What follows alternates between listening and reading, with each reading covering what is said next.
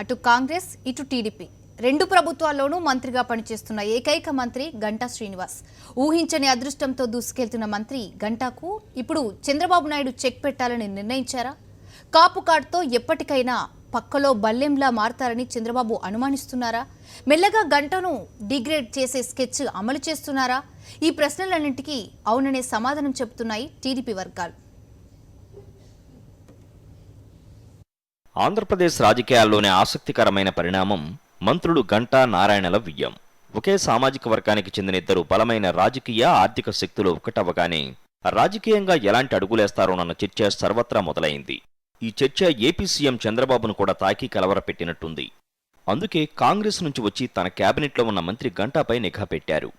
మంత్రి గంటా రాజకీయంగా వేస్తున్న ప్రతి అడుగుకి సీఎం చంద్రబాబు చెక్ పెడుతున్నారు.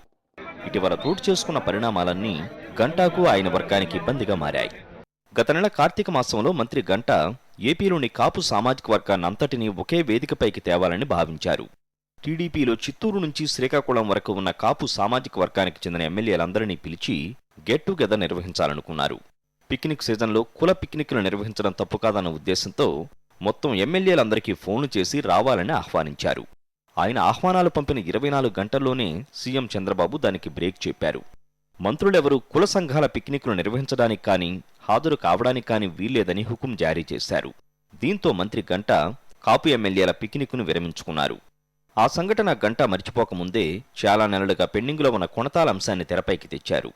మంత్రి అయ్యన్న పాత్రుడు గతంలో కొణతాలను మాజీ ఎమ్మెల్యే గండి బాబ్జీని టీడీపీలోకి తీసుకురావాలని ప్రయత్నించారు.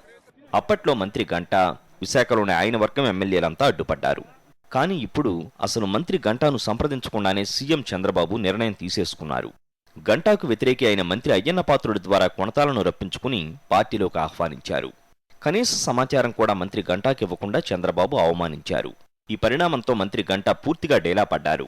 ఇలా వరుస స్కెచ్లతో విశాఖ జిల్లాలోనూ బయట కూడా మంత్రి గంటా ప్రాబల్యాన్ని తగ్గించే పనిలో సీఎం చంద్రబాబు నిమగ్నం అవ్వడం రాజకీయంగా దుమారం రేపుతోంది.